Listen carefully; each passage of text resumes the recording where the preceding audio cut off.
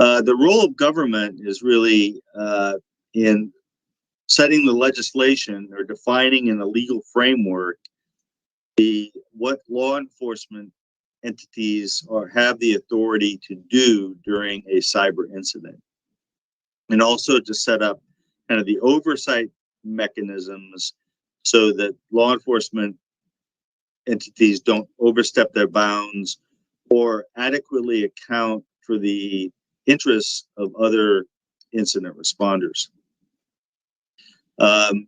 Government should establish a cybercrime unit that has expertise in cyber investigations and ensure that the whole chain of law enforcement, judicial, as well as evidence handling aspects are addressed.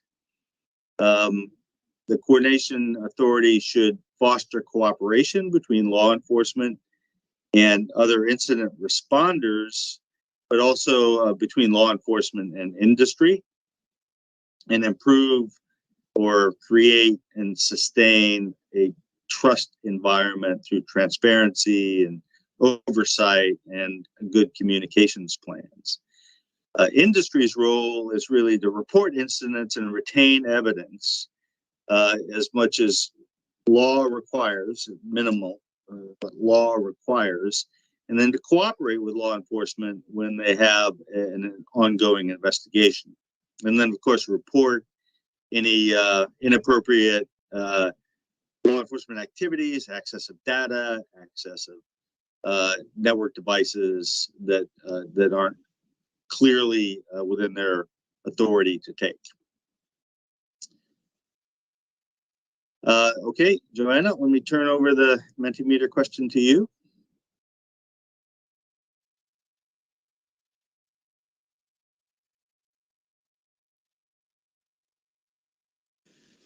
Okay, our poll is open, and our question for this portion is: how does cooperation with law enforcement benefit system owners, and what are some concerns? So another two-part question here.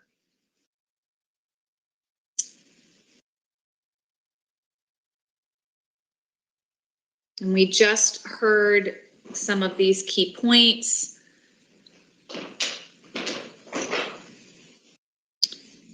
Thinking about that joint undertaking by the system owner, law enforcement, and government. You know, in the US, sometimes people are a little bit concerned about law enforcement's participation in incident response.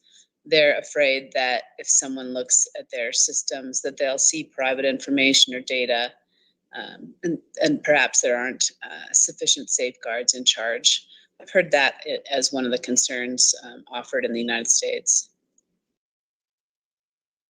Yes, and one of the benefits that you might think about is the idea of deterrence, right? Deterring cyber criminals, and requires the cooperation of industry, and will lead to better security when law enforcement has sufficient information to not only arrest criminals and prosecute them, but also to deal with their tools, to deal with the resources that criminals have to attack industry and ransomware attacks, for instance, or things like that. So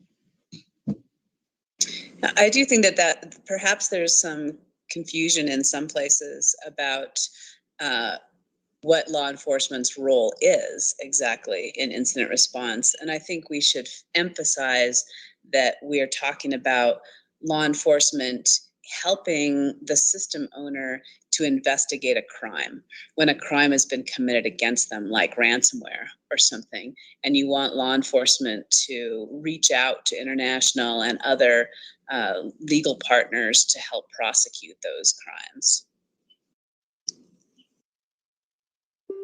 yes, and there's an excellent comment on the benefits of law enforcement, but the need to also assure protection of individual rights and liberties. And that's I think one of the things that we emphasized in the previous slide was the establishment of compliance mechanisms and oversight mechanisms, because they're really important, and not just to constrain law enforcement, they're really important to maintain the reputation of law enforcement, the capabilities and integrity of law enforcement to deal with criminal issues nationally and to really have an effect. It appears that a couple of different people are concerned about what might be confiscated when law enforcement gets involved. Might they take systems? Might they, look at sensitive data, something like that? One of the best practices that we've observed is to make sure that law enforcement is well trained in cyber digital evidence handling so that they can image the systems without seizing them, and so that they only access the data that they need to access. That way the company doesn't lose either their data or the access to their systems any longer than necessary. Oh, I like the comment there that law enforcement brings a sense of strength and seriousness to operations. If people realize that law enforcement could get involved, perhaps, as you were mentioning, Rick, that could be a deterrent. Yeah, I think one of the big benefits of cooperating with law enforcement, and notice Cynthia's on the challenges side, I'm on the benefit side. One of the big benefits is if law enforcement is integrated with the activities of CSIRTs or other response entities, then this combined capability, both technical capability as well as mix of authorities, can really not soften the blow of law enforcement, but perhaps make law enforcement activities more reasonable, more consistent with the needs of the affected entities or the victims. And so law enforcement alone dealing with cyber incidents is only really part of the solution at the national coordination level. It's law enforcement, CSIRTs, and other entities working together. That's the key. Well, Cynthia and Rick, it might depend on which type of attack it is. We've certainly seen in ransomware that law enforcement may have a bigger role because of their capabilities and information they may have, where you might decide on a different kind of attack that you would not want law enforcement. So it might depend on exactly the circumstances that cost-benefit analysis might change. And I think it's very important that that those kinds of things are thought out in the law so that system owners do have a certain amount of discretion in when they call law enforcement. Of course, if they're critical infrastructure operators, then there's going to be some obligation to report because they're critical. But there should also be some discretion, and certainly there should be some rules around what law enforcement can do under what circumstances. Rick, it looks like we're slowing down. Maybe we want to move to the next. I think we want to move to the next one, so I'll pass it to you. I think we've got, is the next one me? I thought we had one more of you, but okay. No, I can do it. That's okay. Fine, I can do it. So, incident tracking. And again, we'll go through the same format and hit the Mentometer question following the introduction. So think about benefits and challenges. Incident tracking is a way of collecting data on cyber incidents over time and across multiple organizations, including sectors, to identify trends that help you better prepare and respond to incidents in the future. So tracking is really important for learning what the attacker is doing and how they're doing it so you can better deal with the attacks down the road. The example is the government collects information related to how a ransomware attack was conducted and then warns the community across sectors of what to look for, indicators of compromise or other indicators, and then provides information on how to protect themselves. And this is an incident management role, but it's shaped a little bit differently and a little bit more complicated when it has to be conducted at the national level over multiple sectors. The role of government is to establish an accessible incident reporting and tracking system and help external entities contribute to it. In some cases, government may mandate incident reporting, as Cynthia mentioned, when it deals with a critical infrastructure asset. But in other cases, the government may have to rely on voluntary reporting. And that's, again, why trust is really important, as mentioned in the previous slide. The government also can help collate and share trend information across the stakeholder community, so the government can act as a repository for incident information and then apply it and analyze it from a national perspective. So it helps the government determine, and everyone really determine to some extent, what your current national risk might look like. Incident data helps develop best practices and shape investments in security, and again, allows you to learn how to protect privacy and reputation. So the role of industry is to really kind of assist this effort by reviewing their audit logs, reporting incidents, and helping the national effort kind of understand threats and vulnerabilities across different sectors and across the nation. Next slide. Joanna, go ahead with the Mente question.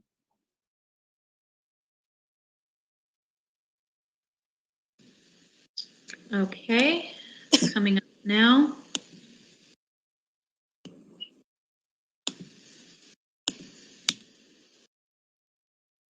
While people are thinking about that, I would share a little bit of experience that we had working with the Department of Homeland Security in the US. Pardon my dog whining in the background. One of the issues in trying to establish an incident tracking system was making sure that everyone was speaking the same language, that everyone knew what aspects of an incident they needed to track and needed to communicate. Not all industries think about incidents the same way, and not everyone has the same level of sophistication on their staff. So deciding what elements are going to be reported, like the time frame and certain aspects of how the attack was conducted or discovered, can make incident tracking a little easier for people to participate in. So our question on our poll, it's open, is what are the benefits of incident tracking for system owners or operators? And again, what are the challenges?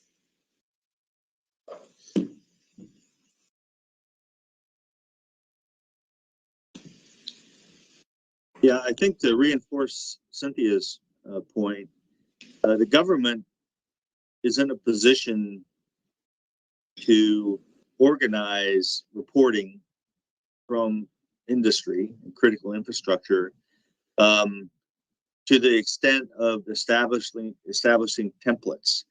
There's a taxonomy issue, but there's also kind of a standard reporting formats that not only can apply to a particular sector, but can apply across multiple sectors. And the government, either through kind of regulatory action or through a voluntary effort, can promulgate a template, a standard reporting format, and even in some cases potentially automate that reporting using formatting protocol and transport protocol. And I won't go into what sticks and taxi now, but we're getting some responses.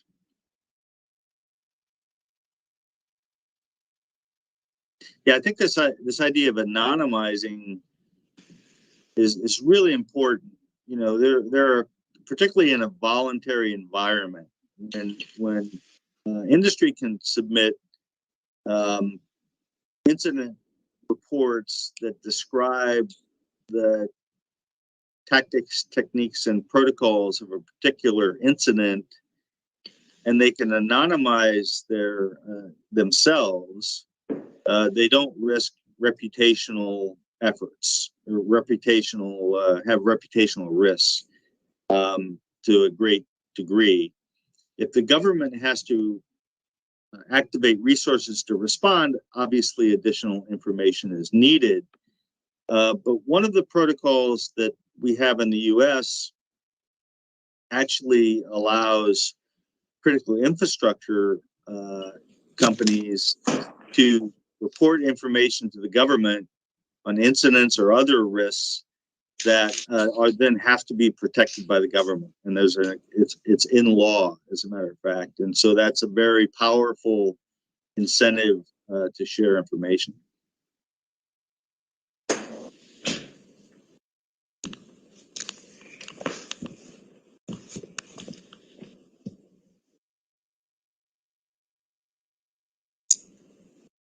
I've seen a couple of challenges noted about the budget and training, and for sure that budget for training people in incident tracking response is always an issue. But one way that incident tracking systems can help system owners with their training is by helping provide sort of a framework for what to focus on for people who perhaps don't have quite as much experience. I think it also provides sort of a trigger for helping government help system owners. If they're reporting in a certain defined fashion, then the National CSIRT or other incident responders can help see that information and help the system owner respond appropriately, and that can sort of augment the system owner's training. Yeah, that's a good point. And the final point, and then we'll move on to the next slide, would be third parties can also be incident reporters or nodes of incident reporting within sectors.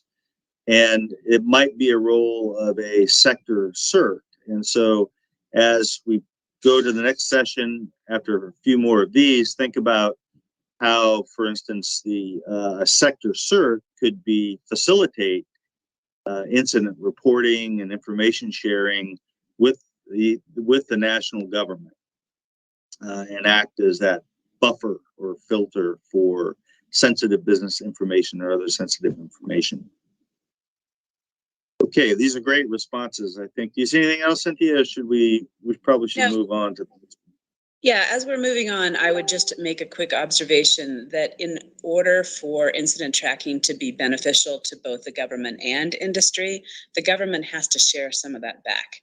As it collects that incident data from a bunch of different incidents and starts to see trends and things like that, incident system owners are going to get more benefit out of that system if the government helps share those trends and helps use that information to improve their awareness, which actually is a great segue to this topic.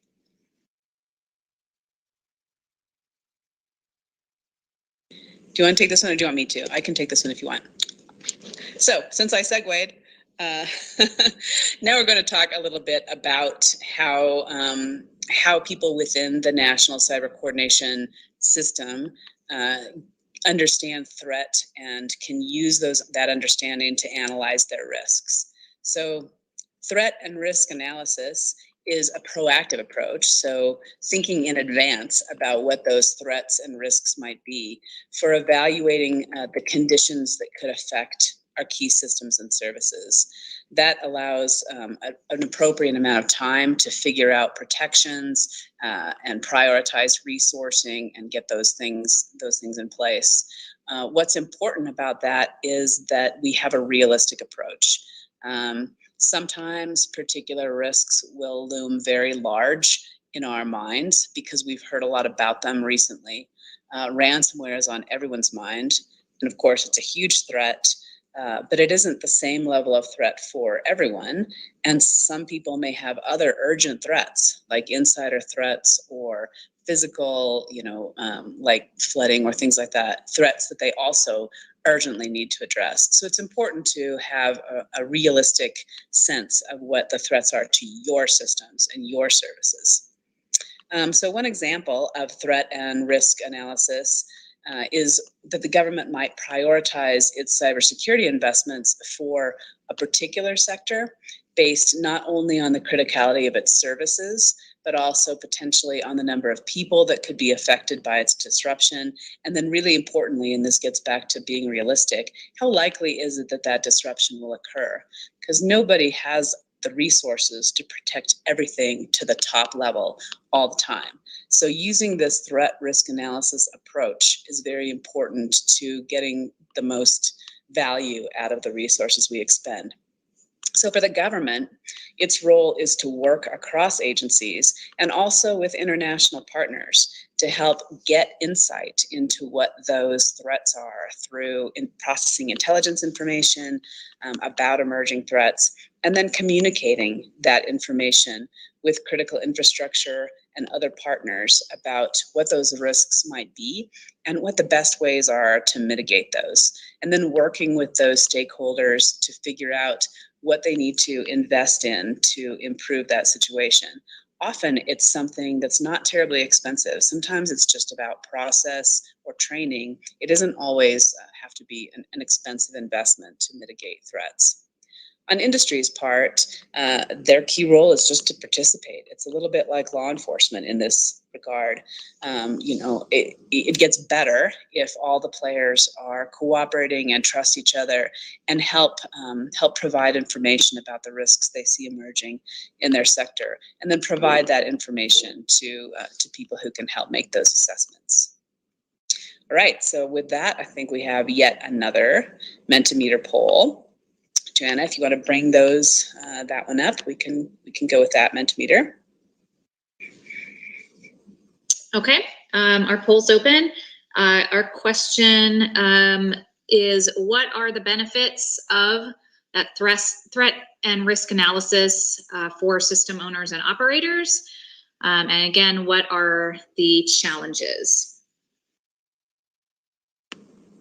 I'd like to just make a couple points to reinforce the introduction here. And one of the points is, and you all had a risk assessment session, so you know a lot about risk assessments already. It's just important from this perspective to look at the national level.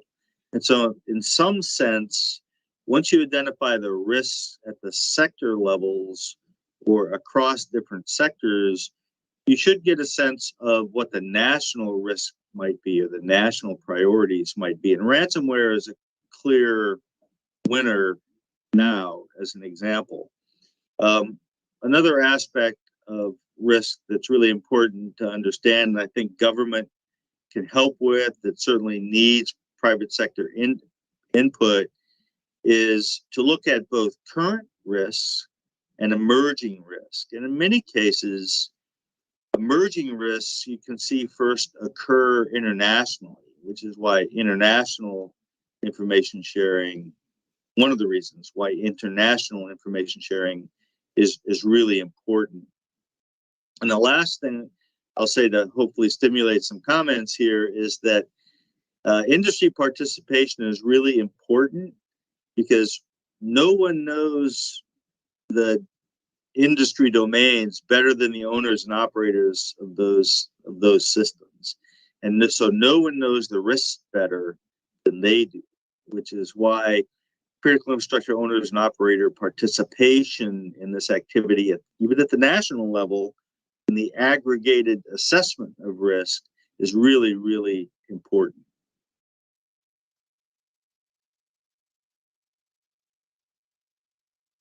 Yeah, so one comment here on the too many threats to track and too much complex analysis for likelihood. You know, this is definitely a real challenge, because there's lots of data out there and there's lots of information, but with the resources that the national coordinator can harness and synchronize across government and industry, ideally, a process could be developed to actually, narrow down the scope of the assessment and prioritize actions against particular risks or prioritize risks. But that's an excellent point, because scale and scope, cybersecurity is always an issue, particularly in this regard as well.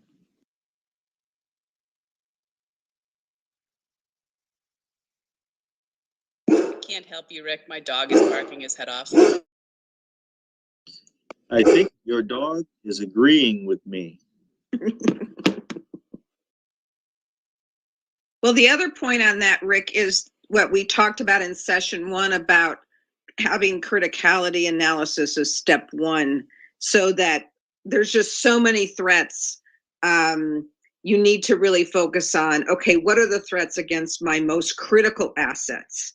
And then try to understand from different kinds of cyber threat intelligence, which are the threats that are most likely to be targeting those kinds of assets that you have.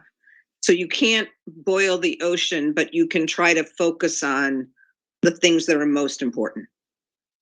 Yeah, no, great point, Barbara. And I saw a point about a key role for adaptive response. And I think this idea of adaptivity is really important. And part of the value of nationally coordinated risk assessments, because it gives you a baseline of risk and then a habit of cooperation in looking at risk across sectors and nationally, so that everybody is on the same kind of wavelength and they're better able to adapt to a shift in the risk. So I think that's a very important concept. I also liked the comment that gaining access to this intelligence information that government can bring can help system operators, be better prepared with their investments in their protection measures, that they can invest more upfront in protection against risks they might otherwise not have known about than having to spend those resources in incident response.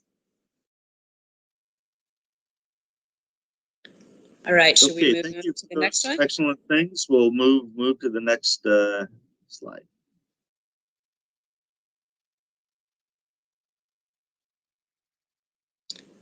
All right, I think this one's me again.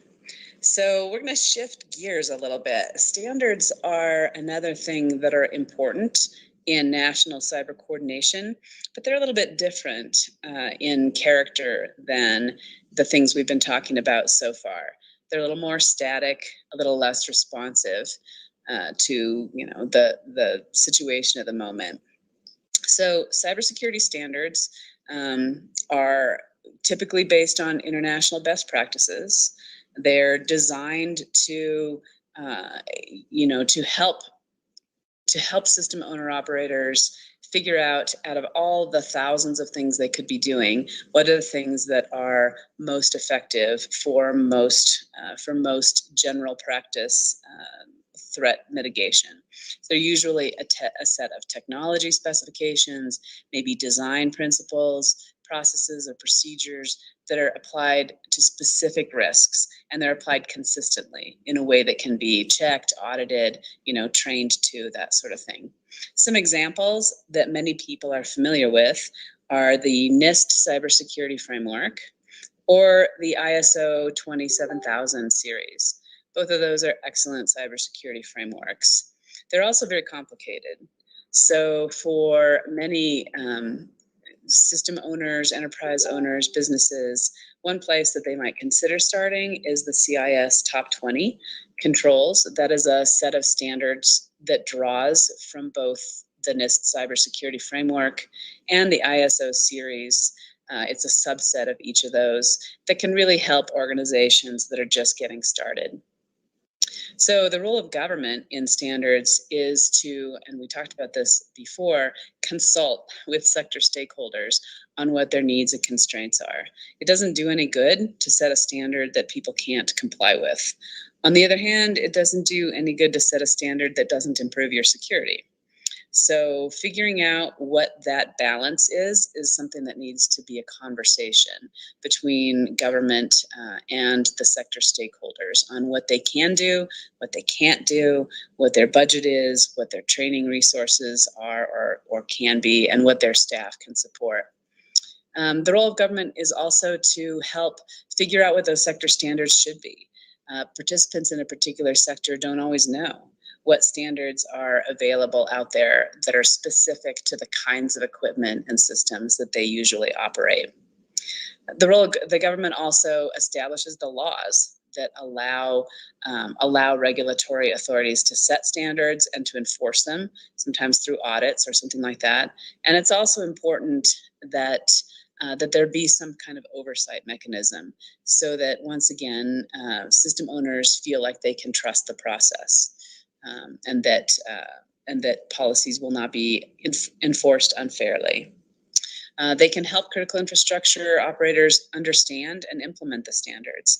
Sometimes some countries use parts of their national CSIRT or other functions to help train or help implement particular mechanisms for a given standard. And then the role of industry in this area is often to contribute that expertise to policy developers. Cyber security experts within a particular sector may well know more about some of the cybersecurity specifics of their area than the policymakers do, because they're cybersecurity experts. So helping to consult in that area can be very useful, and then doing their part to implement those standards once they've been established, and when you can't implement them, to ask for that assistance. And then keep track of your own progress, self-assess your compliance, cooperate in audits, those sorts of functions. So it's sometimes hard for the people who are having standards imposed on them to appreciate them, but it can help, like some of the other things we've talked about, it can help guide investments, guide priorities, help people make decisions in a very complicated space. So if we could go to the next Mentometer poll, we're going to ask the same question. What are the benefits of those common standards, and what are some of the challenges?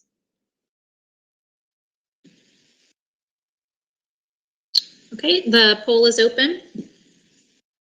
So we should see some responses here momentarily.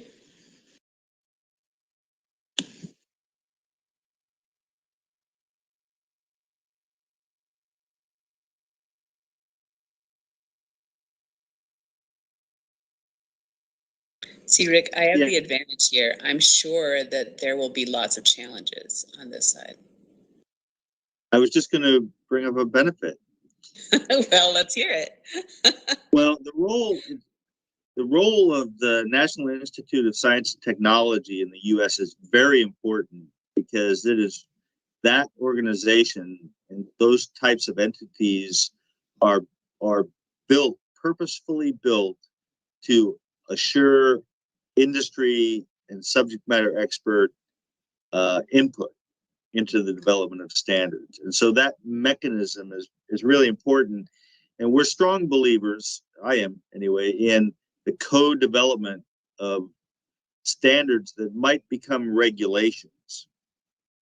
And one of the industry's important roles in participating in those regulations is not just developing them, but also helping government determine how best to implement them, on what timeline, what time frame, in an affordable and feasible way. And so wherever you have this collaboration between regulators and industries, it's very important, again, not just for the standards, but for the process that's used to implement them and to report compliance on them.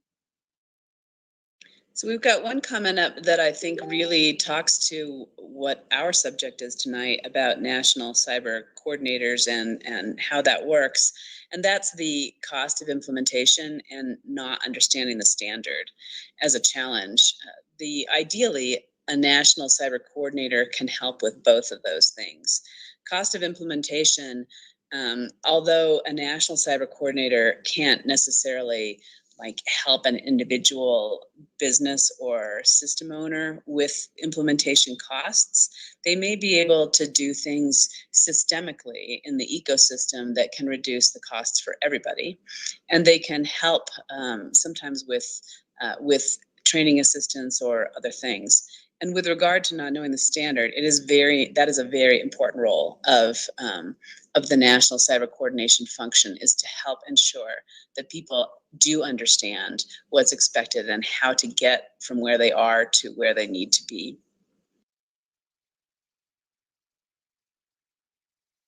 There's another challenge, and that is that compliance takes away from operations. It is always challenging to constantly be chasing a compliance standard when you're just trying to keep things running. And that's very true. I would say, based on my military background, that however hard it is to comply, it is harder to pick up the pieces when everything falls apart. So it's important in managing a standard to build those compliance processes and those basic things like patching and updates into your day-to-day process, so that it's not something you're constantly having to chase. It's just something you do every day. But that is a challenge. Yeah, another really good point there, I think, is that regulation should be tied to a standard. It's not something that the regulator or some interested party should just be able to make up and then apply. It really needs to be tied to a standard, which is one reason. And it doesn't have to be the same standard set, right? But the standard needs to be identified. I think that's an important point, and takes out potentially some of the arbitrary activities that might occur in compliance-based standards employment. That is true. Standards help make sure it's fair for everybody. I am seeing lots of concerns about budget and about the ability to implement, and those are challenging concerns for everybody. It is. It's an investment. And it sometimes feels like a distracting investment because it doesn't appear to be as closely related to some mission functions. But it becomes clear how related it is when a cyber incident happens, like a ransomware attack that shuts everything down. So it can be difficult to convey why those investments are important, but they really are. And working through that threat model that we talked about a few minutes ago can help prioritize those investments and make sure that you're really getting the most value for your investments. It looks like there's a lot of good comments here, and I don't want to cut it short, but I'm a little bit worried about time, so maybe we should move on. Okay. This one is me too. Lucky you all. Okay, this is I think the last one that we're going to cover in this section, and this is another one, sort of like standards, that is a little broader, a little more nationally focused, a little less incident focused, and that's the idea of the need for cybersecurity awareness, education, and best practices just in the public and in general businesses. So the reason we're talking about this now is because somebody needs to coordinate those campaigns. And the National Cyber Coordinator is often the person who does that, who makes sure that the messaging is consistent and appropriate. They may not actually be in charge of conducting those cybersecurity awareness campaigns or developing curriculum or things like that, but they help ensure that those are synchronized. So when we're talking about cybersecurity awareness in this sense, we're talking about understanding among the public and private stakeholders of what their personal and business cybersecurity risks might be and how to deal with those. For example, a national program might be established to inform everyday users, just the general public, about how to detect phishing attempts, how to protect their data, and practice good cyber hygiene. I know my mother needs this. it would definitely help her to have a better sense and not have to call me every time to know whether or not something is a phishing campaign. So having those kind of public service announcements or something like that can help people understand and detect things can be helpful. The role of government in this case is generally to create and execute those public awareness campaigns, and also to support public awareness campaigns that other entities are conducting. Often the National CSIRT may do awareness campaigns. The Ministry of Education may have digital literacy programs in schools or other civic spaces. And then there's a workforce development aspect to this, making sure that young people and reskillers and workers already in the workforce gain an increasing capability and sophistication in digital skills so that they can protect themselves and protect critical systems and services. The role of industry in this area is to promote and enforce those best practices, really take them seriously. When those awareness campaigns come out, they're usually carefully thought out. They usually focus on very common threats that are relatively easy to combat if you know about them, but if you don't catch them, can create some significant impacts. Industry can also identify emerging issues that maybe haven't really bubbled up to government yet. And they can work with government to identify, and this is really important, the skills and training opportunities that both government and industry need for their workforce to be good cybersecurity employees. I'm going to hit the workforce development thing one more time. Government, one of the things that we talk to countries a lot about is workforce. Nobody has enough cyber workforce. And both government and industry urgently need more trained workers. But they each have different parts of the puzzle. Government has the ability to establish programs and set national priorities and develop curriculum, but industry has the demand signal. Industry has the bulk of the requirements. And so when government and industry can work together to identify the common skills that they need, it can be very powerful in shaping the programs that can help deliver those skills. Okay, we have one more Mentometer poll in this area. This one's a little bit different. No challenges on this one. I don't know what I'm going to talk about. How can system owners help improve cybersecurity awareness and increase the cyber workforce?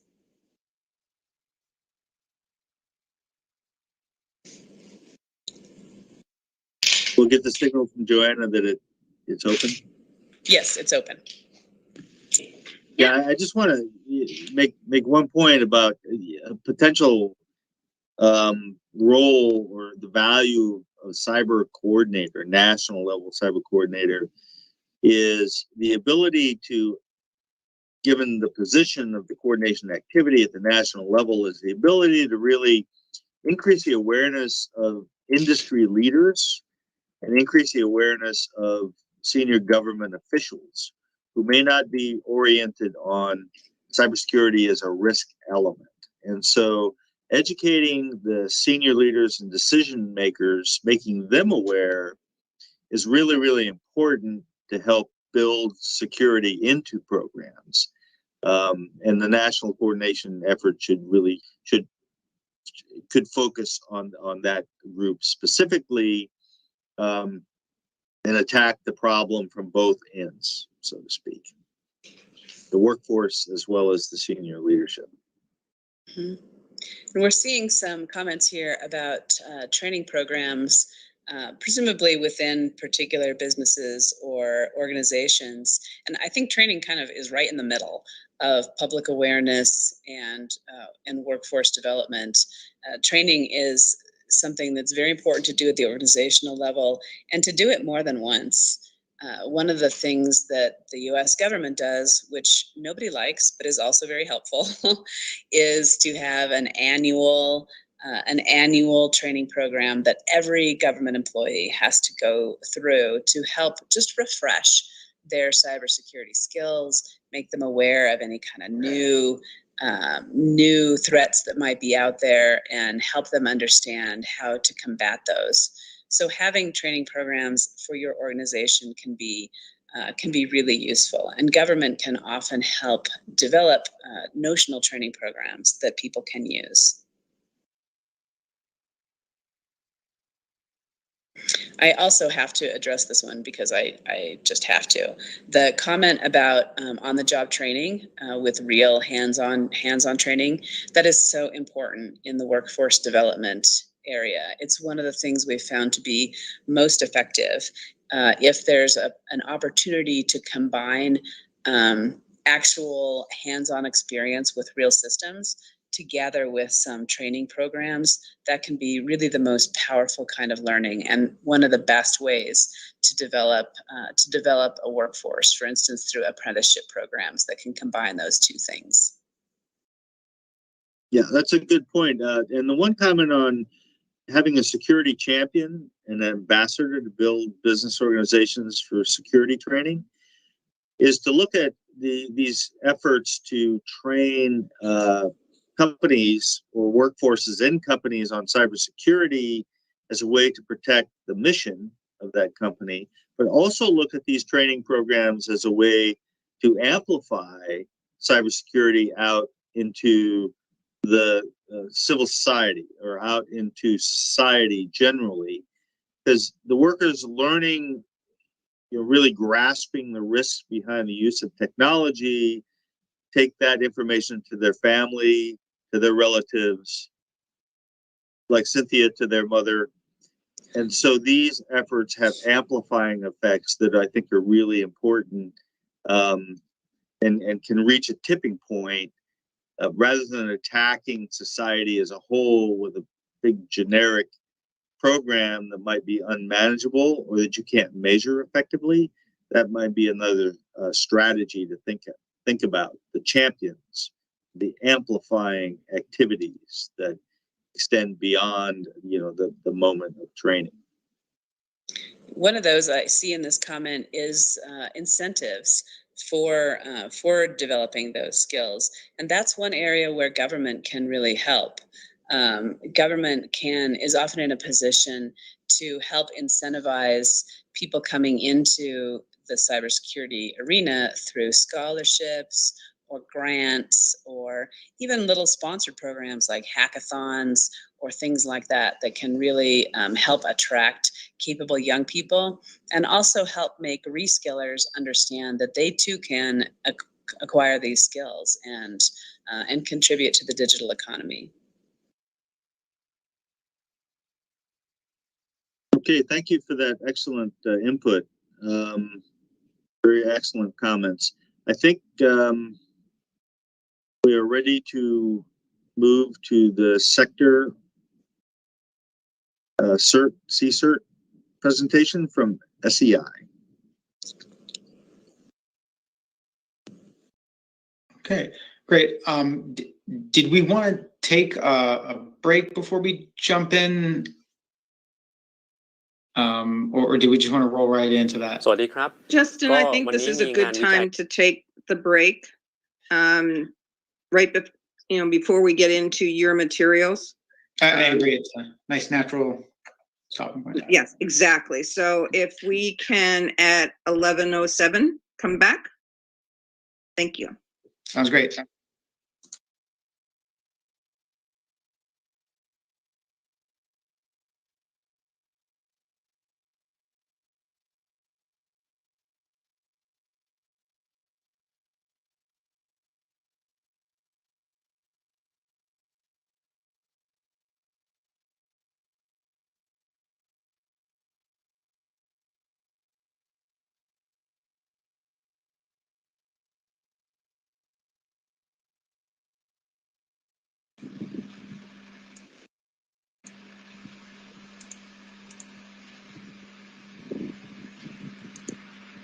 สวัสดีค่ะขออนุญาตประชาสัมพันธ์อีกรอบนึงนะคะสำหรับการประชุมวันนี้นะคะหากท่านใดติดขัดปัญหาด้านใดในการประชุมวันนี้นะคะสามารถแจ้งผ่านแอดมินทาง LINE หรือว่าแจ้งผ่านในช่องการแชทของ Microsoft Teams ได้เลยค่ะขอบคุณค่ะ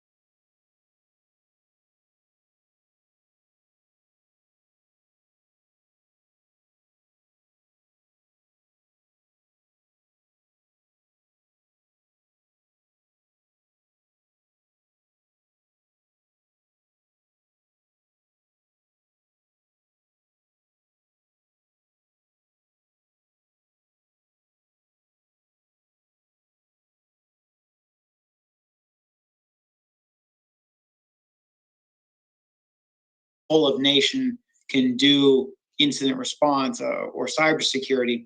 But what I want to do is get into a little bit more detail about first what exactly a sector CSIRT is, because it really is a unique organization that has a unique and very specific role. But then I want to talk a little bit about how that sector CSIRT sort of integrates itself with the rest of what we call the national ecosystem or the national incident response ecosystem. So it's really kind of two different topics that I'll talk about, but they really go hand in hand. So next slide, and then next slide. Great. So as I said, first I'm going to talk a little bit about what exactly a sector-based capability is.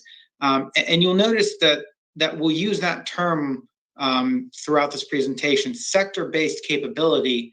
And we also talk about sector CSIRTs, because one of the things that I want to emphasize is that there are a lot of different names for this type of organization: sector CSIRT, sector CERT. There are other types of organizations, other names. So I want to make sure that everyone understands what we're talking about is really any organization or any capability that is focused on a specific sector of an economy. I know we'll talk about ISACs and ISALs a little bit later. Sometimes those organizations can be a sector incident response capability. Sometimes they have a more narrow focused mission. So there's a little bit of overlap there, but those are different still organizations. So there's a lot of different terminology here. It can be a little bit confusing, but mostly what we're going to talk about is sector CSIRTs.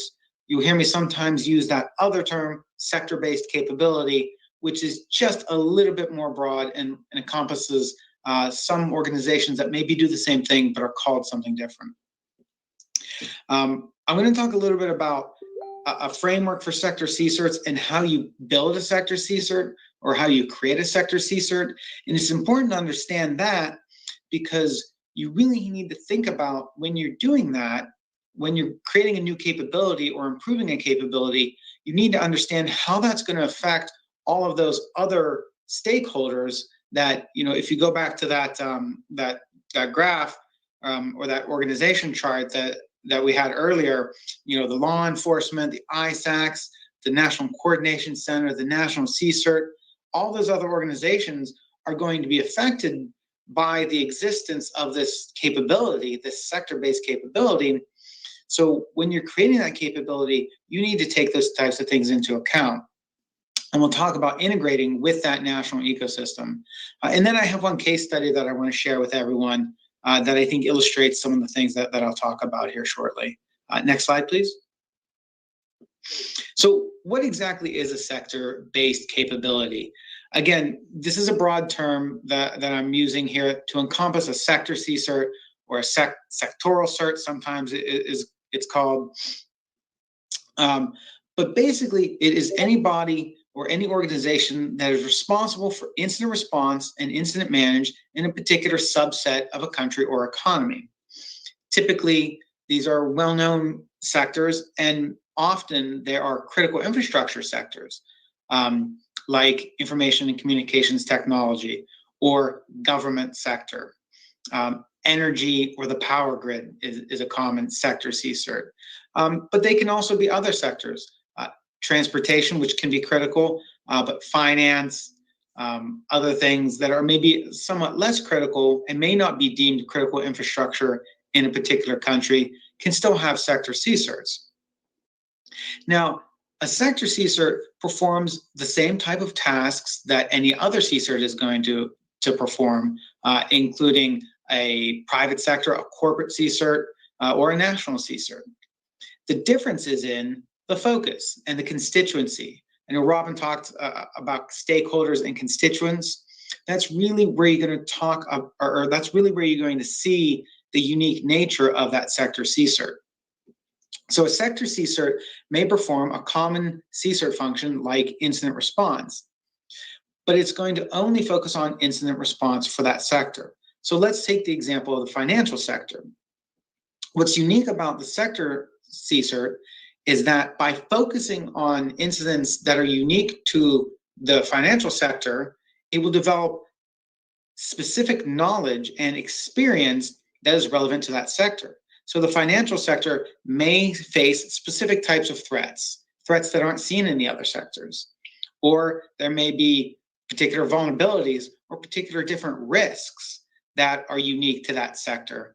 And by only worrying about that sector, a sector CSIRT can develop a unique expertise that maybe a national CSIRT doesn't have. But it also has a more broad perspective that a corporate CSIRT may not have.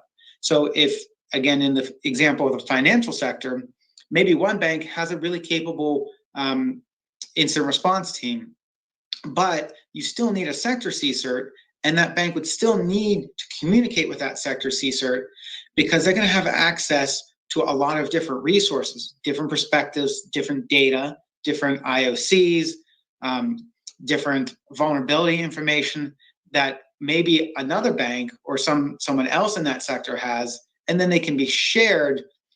So even though you have a capable organization in your own company, you still need the resources that are available from a sector CSIRT. Next slide, please.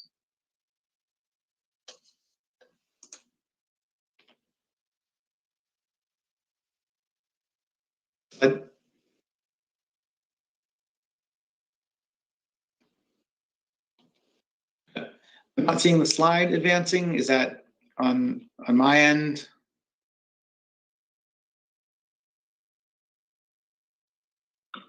Yeah, it shows a unique role for sectors as the slide. Is that what everyone else is seeing? Yeah, that's what I'm seeing. We should be on the next. Oh, no, okay, yeah, no, I apologize. You're correct. We should be on unique role for sectors. Sorry. In any case, so this builds a lot on what I was saying in the prior slide. Because of that unique role of the sector CSIRT, we see those two advantages. The two advantages are scalability and expertise. Again, the expertise is that sector-specific knowledge of what threats, vulnerabilities, incidents, and other things are unique to that sector. And the scalability really provides something where smaller organizations can go to a sector CSIRT for resources that they may not have, but larger organizations can also benefit by sharing of information. So there's a really important element of coordination that occurs at the sector CSIRT level and can be conducted by a sector CSIRT. Now, one of the ways that a sector CSIRT needs to enable that cooperation and coordinating is by establishing trust. So trust is a very, very, very important thing for a sector CSIRT. You could say it's the currency of a sector CSIRT, right? Because that's what they trade on. A lot of times in particular sectors, maybe there may be organizations who are in competition with each other, especially if it's a private sector organization. You know, two different critical infrastructure operators, two different financial institutions. Maybe they're competitors in a certain sense, but they also need to cooperate and work together in areas of cybersecurity and incident response. A sector CSIRT needs to be able to provide a trusted platform or a trusted mechanism for sharing information in a trusted way so that those competing institutions are comfortable sharing important information with each other so that we see some of the benefits we talked about last week in terms of risk avoidance and things like that Danelle would have talked about on day 2. Those things won't happen if there's no trust, and a sector CSIRT is an organization that can provide that trust. How do they do that? Well, they can help by establishing things like information sharing agreements, establishing rules for information sharing. We talked about information sharing platforms. Sometimes the sector CSIRT can host that platform.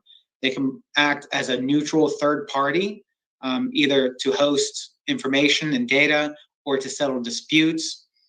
And they can provide services and facilitate the exchange of information and cooperation by being, again, that trusted third party. So that element is really, really, really important to what a sector CSIRT is going to do. Next slide. So I alluded to the national cybersecurity ecosystem.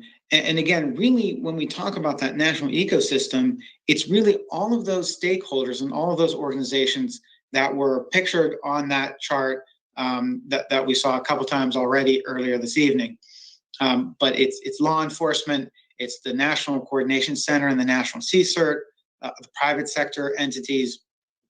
So it's all of these stakeholders, and it's important to understand how the sector CSIRT plays a role in that. So next slide, please.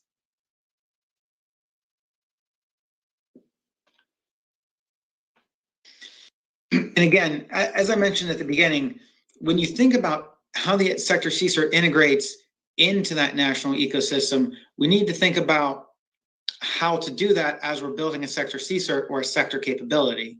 So this is just a brief graphic from our sector CSIRT framework. That's a document that the SEI developed that kind of walks through the process of creating a sector CSIRT and all the considerations that you need to think about and take into consideration as you go through that process. But I wanted to highlight two here. If you just advance the slide once. There we go. Two really important steps as you're building a sector capability where you need to think about that national ecosystem. The first is when you're thinking about the prerequisites for a sector CSIRT, and the second is when you're actually implementing that sector CSIRT. Now, prerequisites for developing a sector CSIRT include things like, how is the sector CSIRT going to be staffed? Where is the sector CSIRT going to get its authorities from? What is the sector CSIRT's constituency going to be? And what services is the sector CSIRT going to offer? These are really important questions to ask because these are the things that will affect the rest of the stakeholders in that national ecosystem, right? The question of what authorities will the sector CSIRT have is dependent on what authorities maybe the national CSIRT has or what authorities the law enforcement might have. Likewise, with services, if the sector CSIRT is going to offer some services, it has to make sure that it's not conflicting with the services that law enforcement, for example, might offer or that a national CSIRT might offer. So when you're thinking about all those things that a sector CSIRT is going to do, you have to consider the rest of the stakeholders and what they're doing. And then, of course, when you implement the sector CSIRT, you have to, again, consider all those stakeholders and how they may be affected. Next slide, please.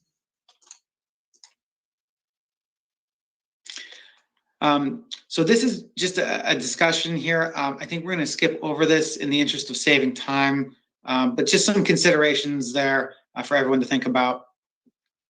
Now, when we talk about services, I mentioned that it's important to consider what services you might offer when thinking about the other stakeholders, but it's also important to think about what services a particular sector needs. So some sectors may need certain services and others may need different services.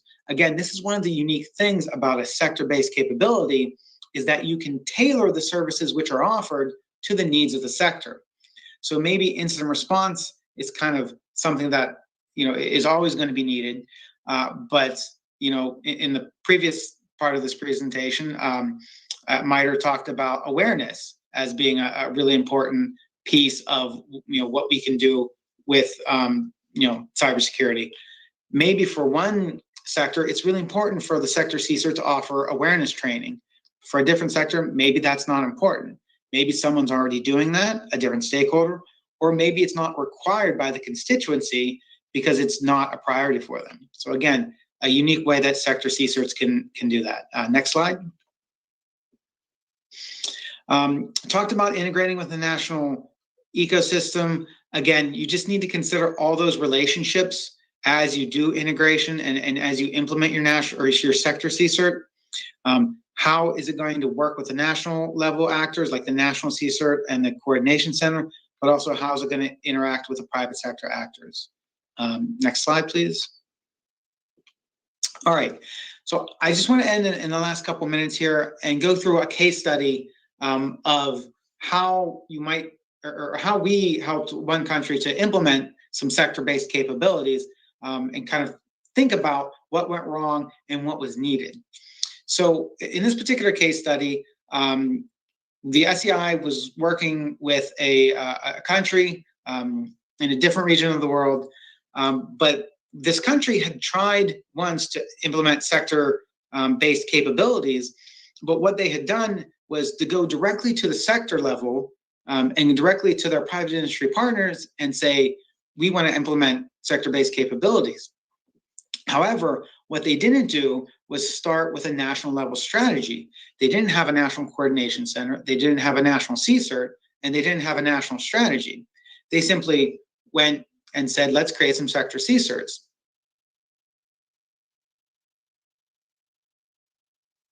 Miscommunications, a lot of efforts that were well-intentioned but didn't necessarily result in good results. So they ended up wasting a lot of time and resources trying to stand up these sector CSIRTs with no coherent goal or plan. So next slide.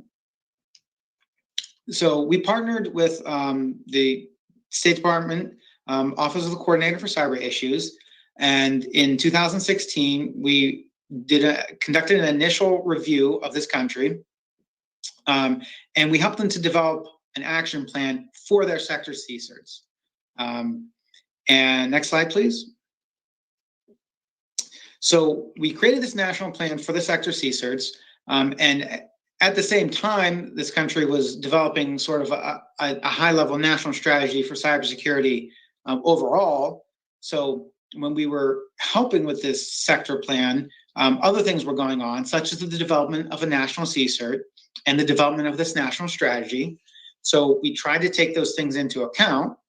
One of the other things we did was go to the country, conduct training on topics like creating CSIRTs, doing outreach and communications, building cybersecurity awareness, and building organizational awareness programs, all the things that those sector CSIRTs wanted to do. Next slide.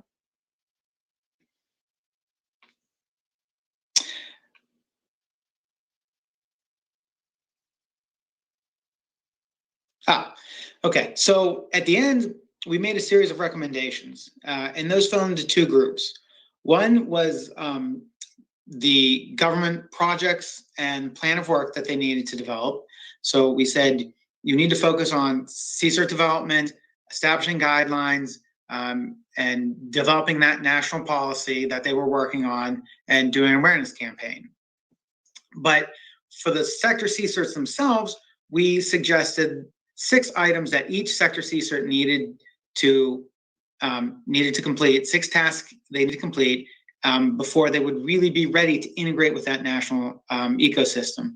They needed to create organizational charters, develop concepts of operations, figure out their stakeholders and their staffing, develop specialized trainings for all the services they want to offer, and then develop a plan for continuing development.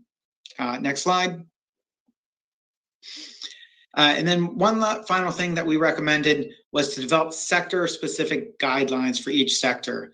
And those were basically documents that outlined what each stakeholder within the sector had responsibility for. So what the private industry, private stakeholders were going to do, what the sector CSIRT would do, and what the national CSIRT would do.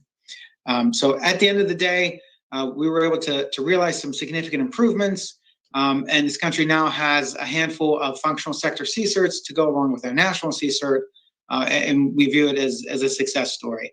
But the key was that they had to go through the process, and they had to make sure that when they created these sector CSIRTs, they considered all of the national ecosystem and all those other stakeholders and what their needs were, because when they tried to do it without taking that into account, they weren't successful.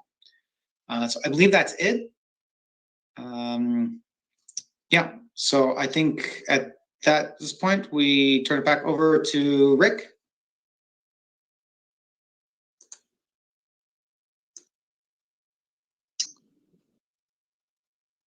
Okay, thanks, Justin. I think I will in turn pass it to Cynthia. Okay, we're just going to hit this real quick because we are just about ready to move to the last segment with Mr. Ding Bang. I do want to mention before I cover this very last slide that the final Mentometer poll is open for this evening, and it's about what you've learned tonight about cyber coordination and why you might think it's important.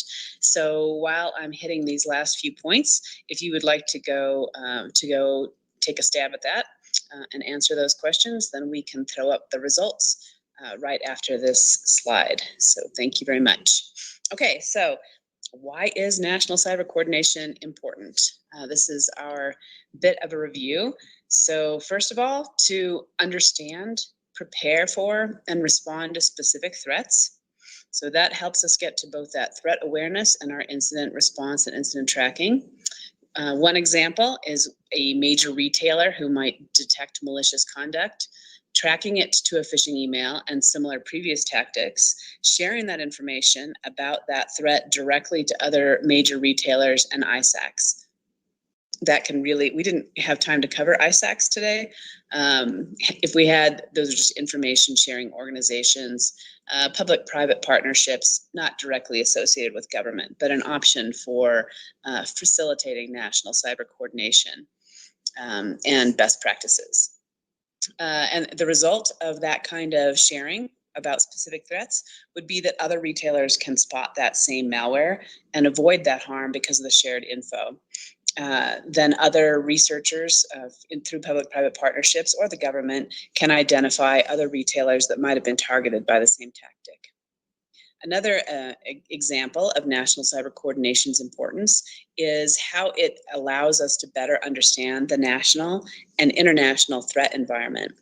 For instance, if one sector is alerted to a certain type of information that, for instance, was targeting aviation, then other people in that sector can look for that kind of attack, find those similar tactics, techniques, and procedures that might be happening, and then alert other partners to look for exactly those things so that they can tell when they're under attack before it gets bad. That helps ensure that all the stakeholders are notified and that we're truly mitigating threats at a national level. And a final example is that it can play an active role in those less time-specific things like standards and regulation development, and enhance the understanding of the government's role in improving the cybersecurity of the whole country. For instance, if two government agencies work with industry and other government stakeholders to address the issue of GPS vulnerabilities within critical infrastructure, then a resilient position navigation and timing conformance framework could be developed that lets critical infrastructure owners and operators make tailored, risk-informed decisions about which PNT systems they should choose, where to deploy them, how to protect them, that kind of thing. So that's just a couple of wrap-up examples of how national cyber coordination works for you at the actual national level, not way up in government, but actually helping the critical infrastructure and industry ecosystem to better prepare for cybersecurity threats. Okay, Joanna, can we throw up the results of the Mentometer poll, and then I think we can move on.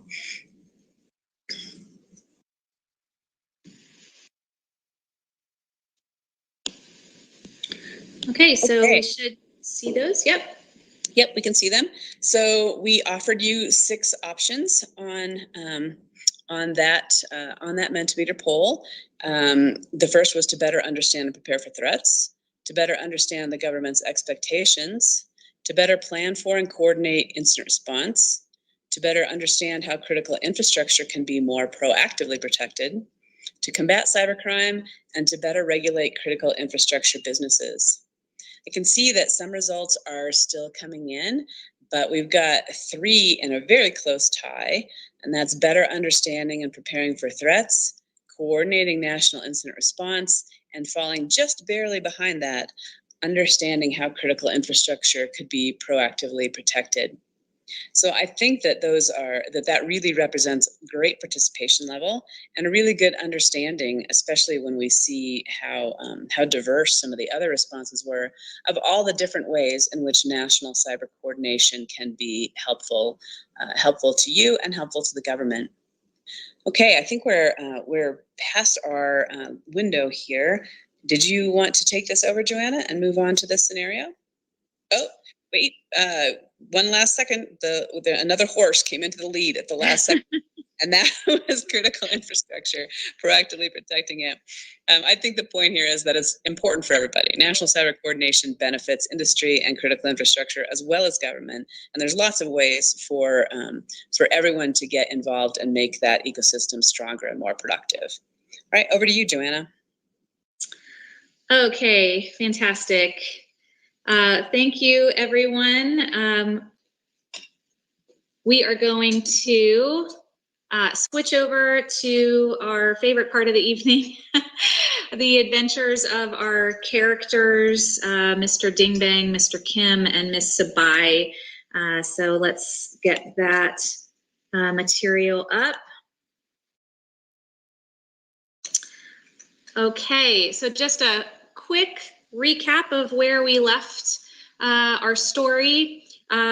We know that Mr. Dingbang is going up his chain of command to try and rally some leadership support and some resources to address a scourge of ransomware in the healthcare sector.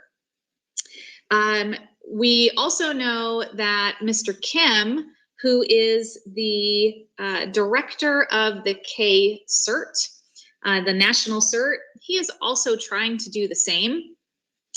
We know that Mr. Dingbang reports into the Cybersecurity Agency, and Mr. Kim reports into the Ministry of ICT. Mr. Dingbang's request got pushed to a director's meeting that took about a week, and then the directors, while they agreed, they needed further direction from the executive branch. So that's where we left him.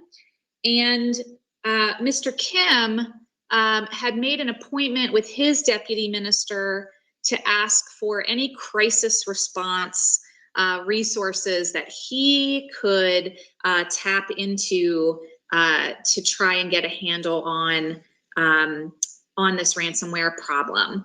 And just as a reminder, the CCERT has operational responsibility for government networks, but they also are the key coordinator or stakeholder for connection to industry. So they're going to be receiving the calls from industry in case of concerns like this ransomware problem.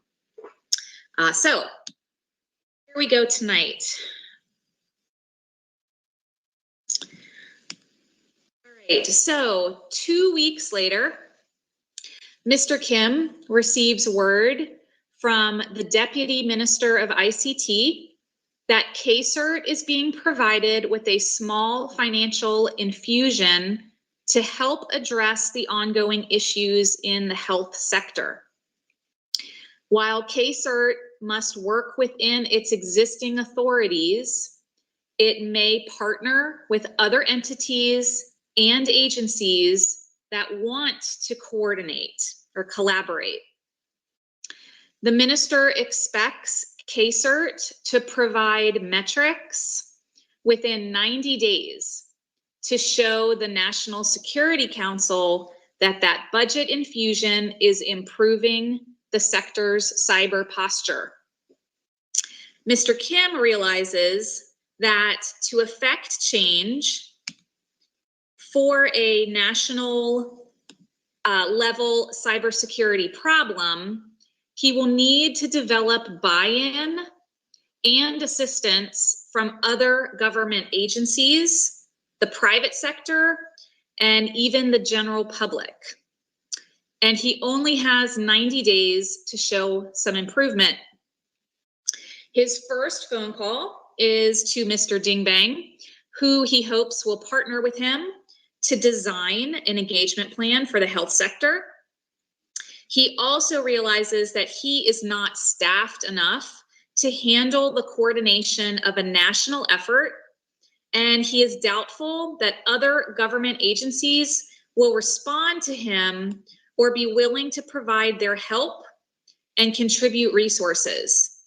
He is relieved to learn that the minister and the cybersecurity agency secretary have jointly agreed to provide delegated authority for him to pull together a 90-day task force to address the problem. So there's a lot going on here, but the good news is that Mr. Dingbang's leadership and Mr. Kim's leadership have agreed that Mr. Kim can pull together a task force to address the issue, but they need to see results in 90 days. So with that, let's go to our Menti poll. Our first question is going to be, let's see.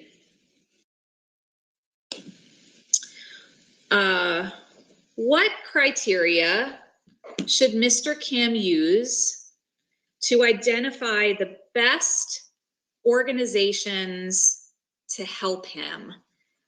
How is he going to organize this task force?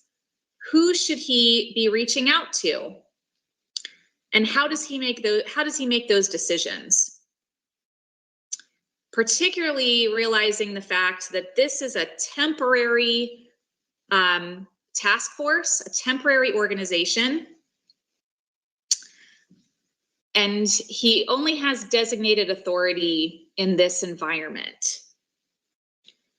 So while those questions are coming in, Rick, maybe you'd like to take a stab at some of that criteria, or some of that thinking, how he can best pull the right people together to be as effective as possible. Yeah, thank you. No, I think that first input to the poll is pretty accurate, and in my mind, given the the broad scope of the task at hand and the kind of complicated impact of the threat and ransomware and the potential impact on healthcare, he should identify people who are, or entities that have people who are experts in ransomware. They're experts in the TTPs, they're experts in how ransomware is deployed and the impacts that it might have, and also experts in taking mitigation steps to prevent the impacts of ransomware. So there's the people that understand ransomware that need to be brought in, and also the people that are incentivized to be brought in, which are in many cases the victims of ransomware. And so I think that's where you start. You need the expertise, and then you need the incentive to actually address the problem. And those are two good places to start, rather than boiling the whole stakeholder ocean at once. Yeah, absolutely agree. I like this keyword here, interdependency, finding that connective tissue where one piece can leverage another. Certainly to get some of those economies of scale, or some of that return on their time investment and energy investment in the task force. Cynthia or Justin or Robin, anyone else on the speaking team tonight want to comment on this one? Yeah, sure. I see one of the comments mentions authorities. I think that's something really important to emphasize. There may be legal considerations where some organizations may have certain authorities or responsibilities to help, or not.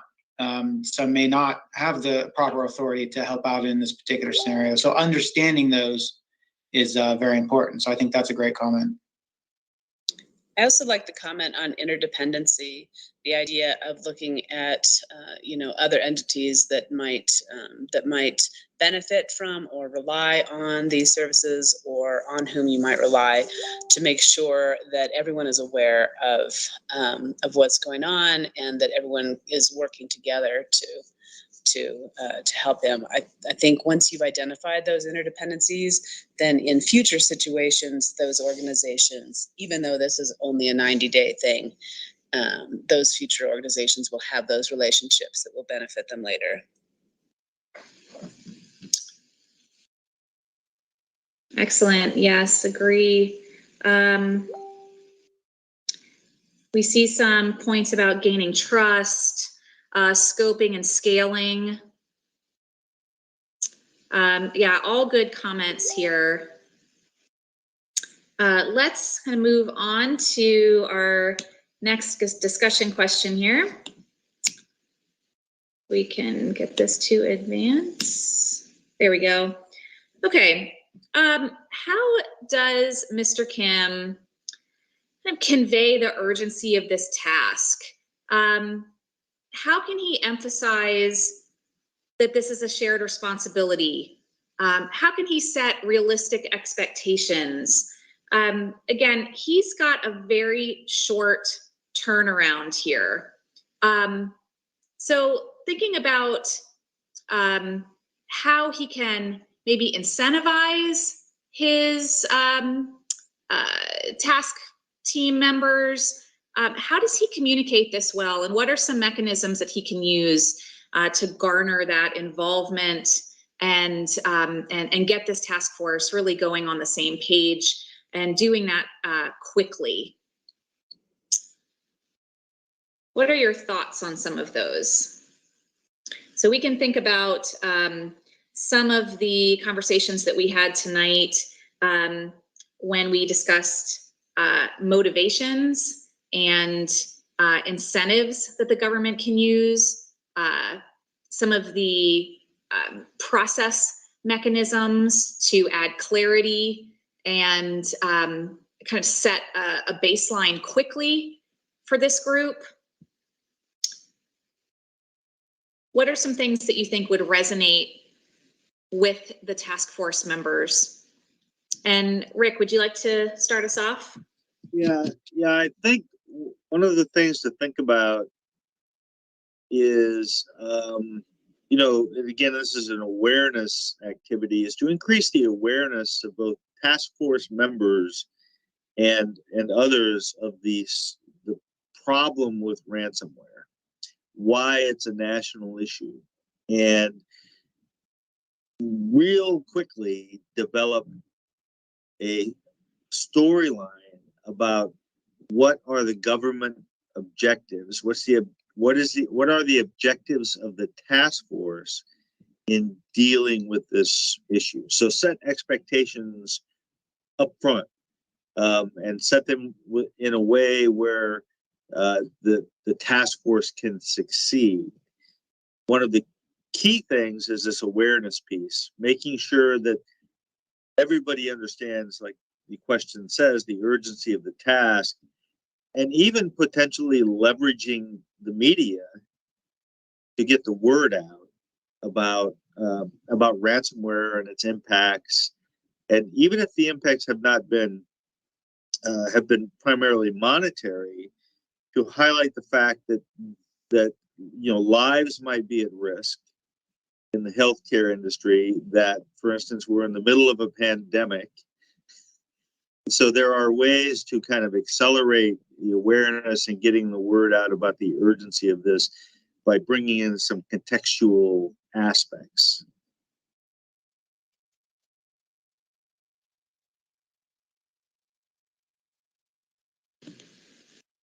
Excellent points. I like that we have some points about charters and roadmaps. Those could certainly be also just some maybe not thought of process pieces that, you know, seem like kind of, you know, paperwork, but you know, putting terms and conditions and goals and scope in writing and ensuring that that is agreed upon and promulgated with the task force up front can reduce confusion and get everyone focused in the same direction. emphasizing the impact and consequences of the ransomware attack on critical infrastructure.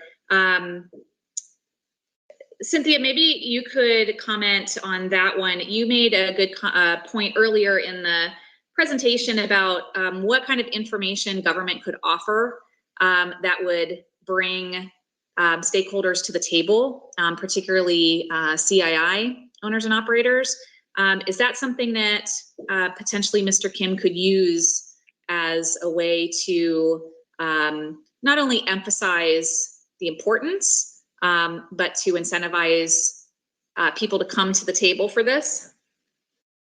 Yeah, and I've also seen a couple other comments that are related on collecting data that government has access to and using that to show, to demonstrate impact. So there's a couple of different comments related to that. And I do think that's important. I think from a sense of urgency standpoint, it would be helpful for government to already have some of that information lined up that hopefully Mr. Kim can draw on to immediately reach out to his other stakeholders and convey to them that that this is an urgent problem, not just for him and his task force, but for them and for the country. And that draws me back to the interdependency that we saw on the last question, that making the whole ecosystem stronger protects everybody in it. And helps make sure that the next attack is less successful, and helping to convey that they could be the victims of the next attack, and what those consequences might look like can help raise that sense of urgency.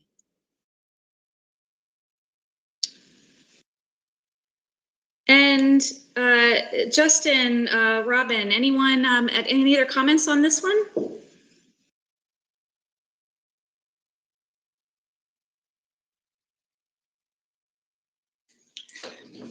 I mean, I think most of it has been covered. I think though, when talking about particular CII, one of the things that we can consider for conveying the urgency, at least for that piece of this, is having that relationship with the sector CSIRT, because again, with that specialization that the sector CSIRT may have, if that's a resource that they can leverage to help convey that both up the hierarchy to the national level actors, the National Coordination Center, but also down the hierarchy to those members, and help the members of that particular sector understand the gravity of the situation, the threat to life, all those different things. That's a partner that you want to consider leveraging in that type of situation. Sure, very good point. And I also noticed there's a note about collecting impact data, which does connect to our point this evening on incident tracking and how that can be beneficial. So here's another part where giving that impact data, that incident tracking, showing the trends and how this is really affecting the sector as well as the government. It could really potentially be something that rallied his stakeholders. Great. Okay, well, let's go ahead and move on. Okay. So there were a lot of points made this evening. We've covered a lot in the 5 sessions. Again, with a 90-day turnaround, this task force can only expect to accomplish so much, but they do need to show some success. So what areas discussed tonight would be the right focus for this task force? Where should they focus their efforts? What should they be trying to accomplish? Given what we know about this voluntary group, that they may or may not have the motivations to come to the table, that Mr. Kim will be drumming up his network and trying to show value and incentivize people to come be a part of this. What areas should he focus on? Justin, maybe we'll start with you on this one. What are your thoughts on this?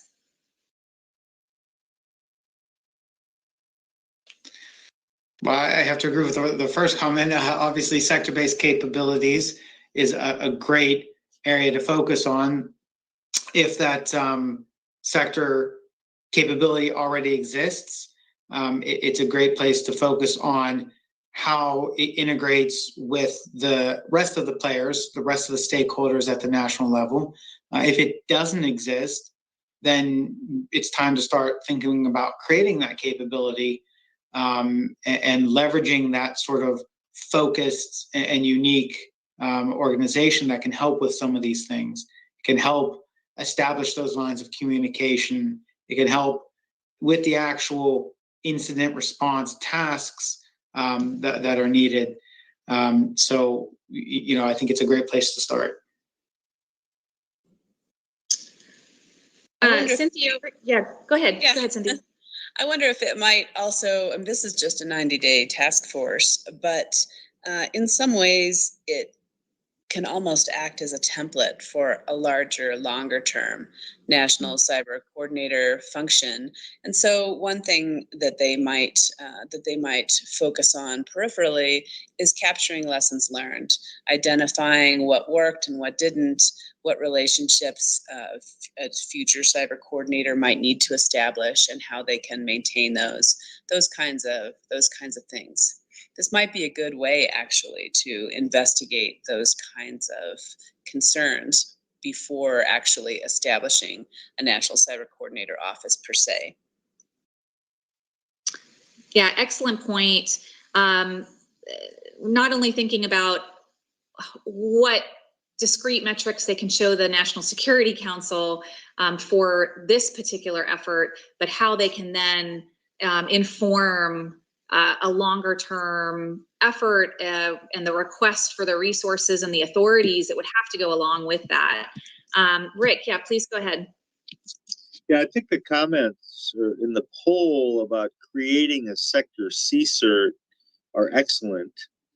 And while that seems like a long-term activity, there are ways that you can create CSIRT functions within the healthcare sector by leveraging the resources and the capabilities of the representatives on the task force. So you can bring other industry CSIRT experts, government CSIRT experts, and form them into a subordinate task force that starts to provide CSIRT functions to the healthcare industry.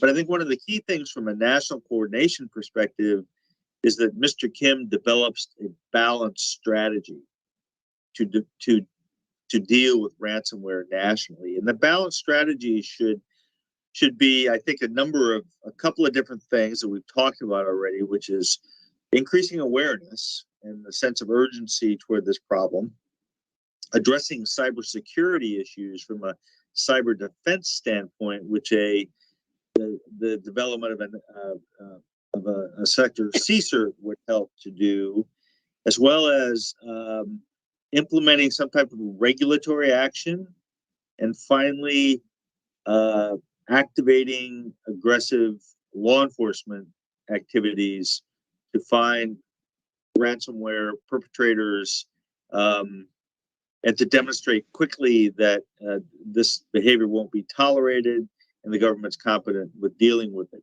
There's a lot of challenges with that if the attacks come from overseas, but that balanced approach, I think, would be very important to articulate and then help identify the measures that could be successful. So if you're not really successful in one area, you can still be successful in another area and kind of meet your target of adding value in a 90-day window. Yeah, I really like that point about the law enforcement piece and adding that kind of seriousness and demonstration of action.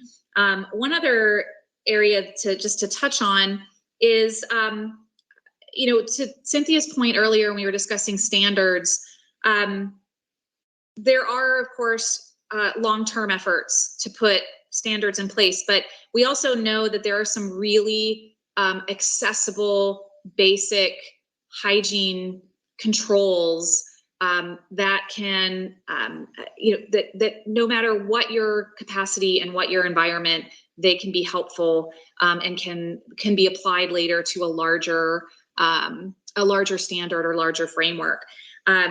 Certainly, maybe publishing some mitigation materials, pushing that out widely to that sector. Particularly, we know that Ms. Sabai received their latest version of their malware from a smaller clinic that maybe doesn't have the same internal security measures that she does. So really pushing out some of those basic, hey, everyone can do these measures, mitigation and awareness activities could be another quick, low resource activity that could show at least some exposure to mitigation to a wide audience. And we are just 1 minute before time. So we are going to end this question. Barbara, I'm going to go ahead and just skip over to our did we meet our objectives poll slide and turn it back over to you. Thank you, Joanna. And let me pull up our objectives slide from the beginning.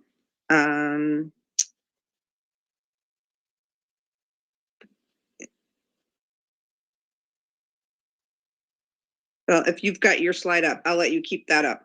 And so, a reminder of our objectives today were to understand the roles, challenges, and benefits of coordinating cyber efforts at the national level. Understand several different approaches for organizing and coordinating national cyber strategies and initiatives. Understand how all stakeholders benefit from national cyber coordination.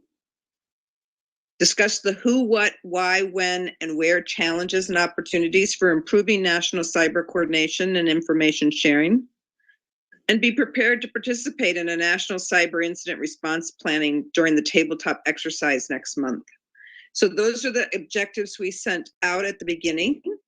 And so the question is whether we met those objectives. So if you can answer that poll. Again, thank you for joining us this evening, session 5. And tomorrow morning, we will do session 6, the last in this series. Many of you may have participated in the June 1 program we did about the cyber exercise playbook, where we talked about getting ready for a successful cyber exercise. This time, we're going to be more specific about how to actually plan that exercise. So far more tactical. So thank you so much for staying with us through these first 5 sessions, and we look forward to seeing you tomorrow for session 6. Thank you and have a good day.